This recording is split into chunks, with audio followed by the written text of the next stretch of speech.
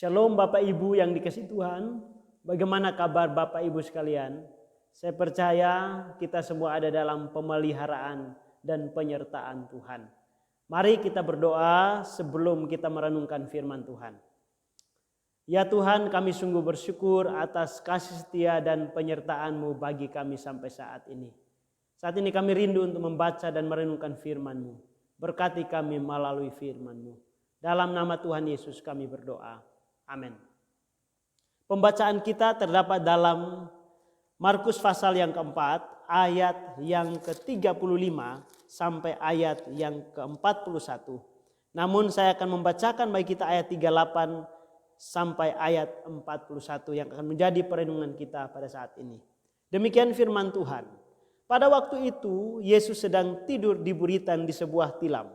Maka murid-muridnya membangunkan dia dan berkata kepadanya, "Guru, engkau tidak peduli kalau kita binasa?" Ia pun bangun menghardik angin itu dan berkata kepada danau itu, "Diam, tenanglah." Lalu angin itu reda dan danau itu menjadi teduh sekali. Lalu ia berkata kepada mereka, "Mengapa kamu begitu takut? Mengapa kamu tidak percaya?" Mereka menjadi sangat takut dan berkata seorang kepada yang lain, "Siapa gerangan orang ini sehingga angin dan danau pun taat kepadanya?"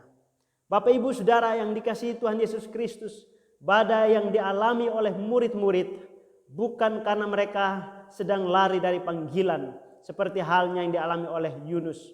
Badai itu mendapati mereka ketika mereka sedang dalam perjalanan menuju ke seberang danau untuk sebuah pelayanan yang besar. Justru mereka sedang dalam ketaatan mengerjakan pekerjaan Tuhan. Badai itu secara tiba-tiba menyerang mereka. Dan kita teringat akan seorang tokoh yang bernama Ayub. Ketika dia hidup saleh di hadapan Tuhan, justru Tuhan mengizinkan sebuah masalah yang besar dialaminya. Demikian juga dengan kita. Seringkali kita diperhadapkan dengan persoalan-persoalan hidup yang secara manusia kita tidak mampu menghadapinya. Namun apa yang harus kita lakukan sebagai orang percaya? Satu yang paling penting dan mendasar adalah tetaplah percaya kepada Yesus karena Dia sanggup menolong. Mari kita memperhatikan pembacaan kita untuk melihat mengapa kita harus tetap percaya kepada Yesus. Yang pertama dicatat di dalam ayat yang ke-38 demikian. Pada waktu itu Yesus sedang tidur di buritan di sebuah tilam. Maka murid-muridnya membangunkan dia dan berkata kepadanya, "Guru, engkau tidak peduli kalau kita binasa?" Bapak Ibu sekalian, kalau kita bandingkan ini dengan Matius pasal 8 ayat 25, maka kalimat ini memiliki pengertian yang sama, namun penyebutan terhadap Yesus berbeda. Di sana Yesus disebut bukan guru tetapi Tuhan.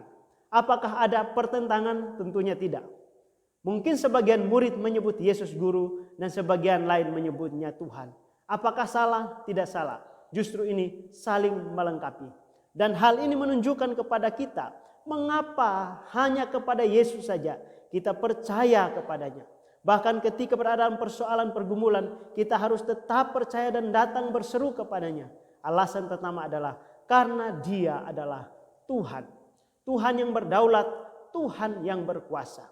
Dan hal ini diteguhkan dengan kuasa yang ajaib yang bekerja melalui kata-katanya di ayat yang ke-39. Ia pun bangun menghardik angin itu dan berkata kepada danau itu, "Diam, tenanglah." Lalu angin itu reda dan danau itu menjadi teduh sekali.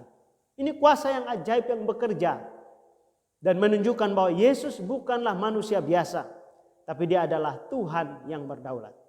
Alasan kedua mengapa kita harus percaya hanya kepada Yesus saja. Di dalam ayat yang ke-39 menjelaskan bahwa Dia adalah pribadi yang penuh kepedulian. Tidak seperti yang disangka oleh murid-murid bahwa Dia tidak peduli karena dia tidur. Justru sebaliknya Dia peduli. Ayat 39 berkata, ia pun bangun menghardik angin itu dan berkata kepada danau itu, "Diam, tenanglah." Lalu angin itu reda dan danau itu menjadi teduh sekali. Kepedulian Yesus dinyatakan melalui sebuah tindakan menghentikan amukan badai yang dahsyat yang sedang menyerang mereka. Dan kepedulian Yesus ini dilandasi oleh belas kasihannya. Bahwa ketika dia melihat murid-muridnya berada dalam persoalan pergumulan, dia tidak akan pernah membiarkan mereka. Dia akan segera bertindak. Dan bagian ini menjelaskan kepada kita di ayat yang ke-39. Ia pun bangun. Artinya selepas mereka mengatakan bahwa guru, engkau tidak peduli kalau kita binasa. Ia tidak menunda, ia segera bangun. Lalu menghardik angin dan badai itu sehingga menjadi teduh sekali. Ini hal yang kedua.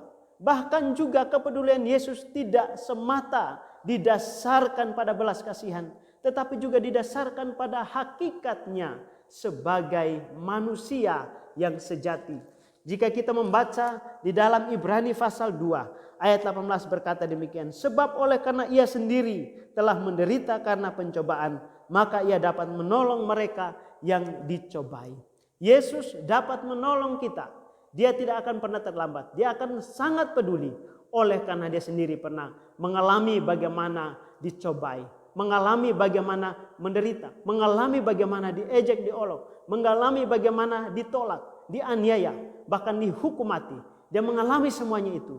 Dan itu menjadi sesuatu dasar agar dia bertindak menolong kita tepat pada waktunya. Inilah dua alasan mendasar mengapa kita harus percaya kepada Yesus dalam segala situasi dan keadaan. Yang pertama karena dia adalah Tuhan yang berdaulat. Yang kedua, dia penuh kepedulian terhadap umatnya. Tetaplah percaya kepada Tuhan dalam segala situasi. Berseluruhlah kepadanya dan nantikanlah dia. Tuhan memberkati kita semua. Kita berdoa. Terima kasih ya Tuhan. Kami bersyukur untuk firman yang sudah menguatkan kami. Engkau tahu keadaan kami masing-masing. Pergumulan persoalan yang terjadi. Dan kami sungguh yakin Engkau sanggup menolong kami. Mampukan kami untuk tetap percaya. Bahkan di tengah situasi yang sulit sekalipun. Jangan biarkan kami dikuasai oleh ketakutan. Jangan biarkan kami dikalahkan oleh ketakutan. Mampukan kami untuk tetap berdiri dalam iman kepada Engkau. Terpujilah nama-Mu ya Tuhan. Kekal selama-lamanya. Dalam nama Tuhan Yesus. Kami berdoa dan kami bersyukur. Amin.